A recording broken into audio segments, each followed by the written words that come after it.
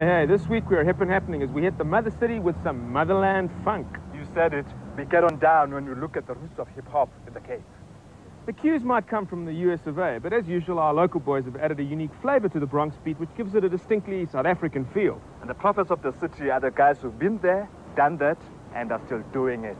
Join us as the POC homeboys take us on a tour through their tour, giving us an insight into the culture and community that is so strongly associated with this movement. Producer Gavin Elder and manager Lance Stair follow the moves of hip-hop through the eyes of POC, and as always on the works, we bring you a first-time viewing of their new unreleased video, The Struggle Continues.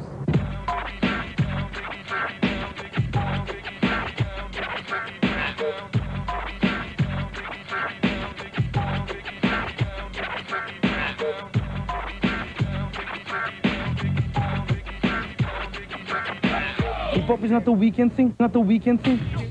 Hip-hop a culture, a unique art form, with its roots firmly set in Africa, which means drums are pounding once again. I think it's important to recognize that the impact is a process, and it's still growing. So the movement is young, and it's hard to measure in terms of practical, real impact, except to say that it has begun to shape a different line of thinking for a lot of young kids. It's moved them away from the usual package that comes with the ghetto, which is your, drugs, gangs, and so on. If you don't really live in this environment, you truly won't understand, what it's about, how it actually functions, just people's mentalities and mind states and so on. And also with the gang problems that are so serious and so on. Me personally, friends I used to hang out to school with, there's only 2 friends of mine that actually survived. People that I could truly call friends. Most of my friends either got shot or stabbed or whatever. And for most of these kids and so on, their friends and families basically went through the same thing. And most of the inspiration for our music, it all evolves on what we see, what we experience, and what we feel in the townships and so on.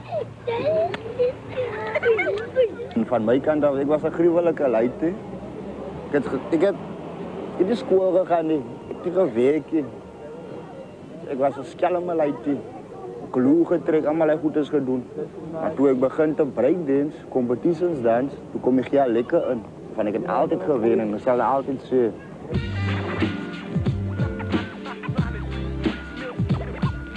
Die koers was 'n bittere way geweest om geld in te bring.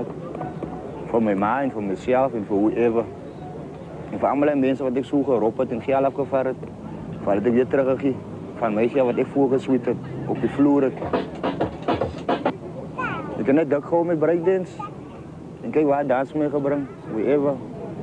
Het is nog geen superstar. Ik wil je superstar. Als ik het in millions zie, maar ik is happy met wat ik heb.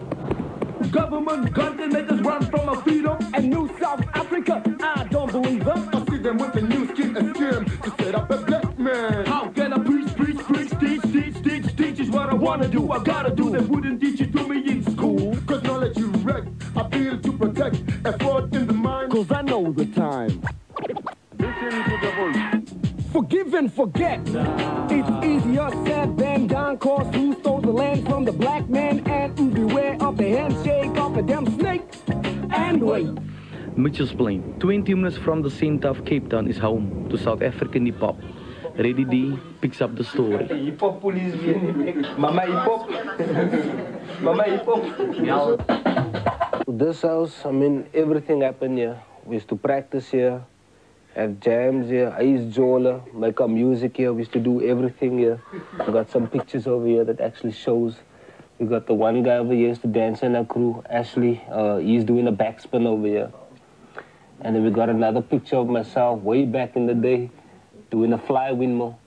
So you're rotating on your head and shoulders all the time with your legs spread wide open, your hands in between the legs, actually just to kind of just show people that you're actually flying, defying the laws of gravity. You can actually see like the burn marks on the floor, and we used to change the vinyl every 6 months. And this is basically it from here. We started taking it to the street. The culture of hip-hop is about the street, and the street in turn reflects what's happening in hip-hop. As Shaheen would say, hip-hop is seen as African tradition with Japanese technology, popularized by American street culture, but now is being firmly asserted back into Africa.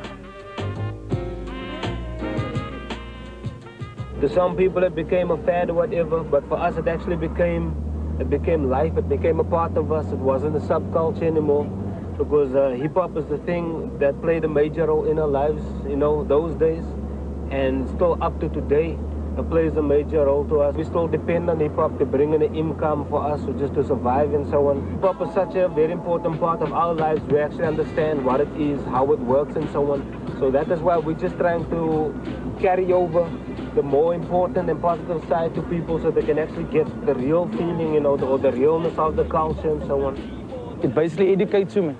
And a person didn't think about that, because at first it was all about bragging and boasting and saying, yeah, I'm the man, I'm this, I'm that, I've got so many gold chains, I've got so many females and so on. But then as you start listening to people, you come to realize, nah, this is like the basis.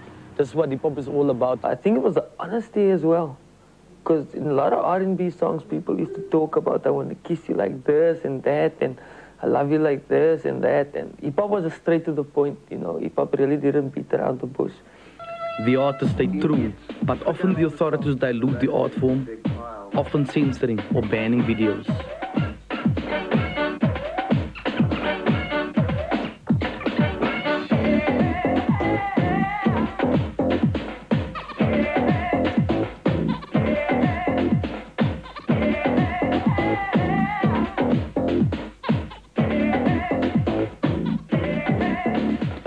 The mass public perception of hip-hop being about gangsters and bitches is far from the truth. Major record companies has corrupted the essence of hip-hop, forgetting about its roots. So what the hip-hop culture comprises of is basically the DJing, that is the scratch DJing, 2 turntables, the graffitiing, the b-boying, which people call breakdancing, and also the rapping. Then we also got the beatboxing, where people would make drum sounds with their mouths and so on. So those are all different things that are definitely linked to the hip-hop culture and so on.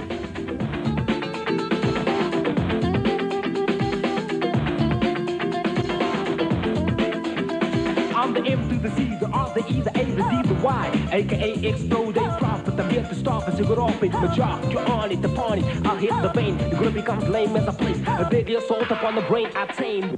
I would say Cape Town, for me, of my personal experiences and so on, this is the Mecca of hip-hop. I would say in the whole Southern Africa, if not the African continent, because everything is kept together. We are now in Mitchell's Plain Town Center, right here on the taxi rank. We might run into another friend of ours, another homeboy of ours, if you want to call him that. His name is DJ E20, named after the E20 taxis. During the day, I drive a taxi, like a normal township taxi driver. At night, I practice. Sometimes we do shows. Whenever we do shows, that's basically what I do.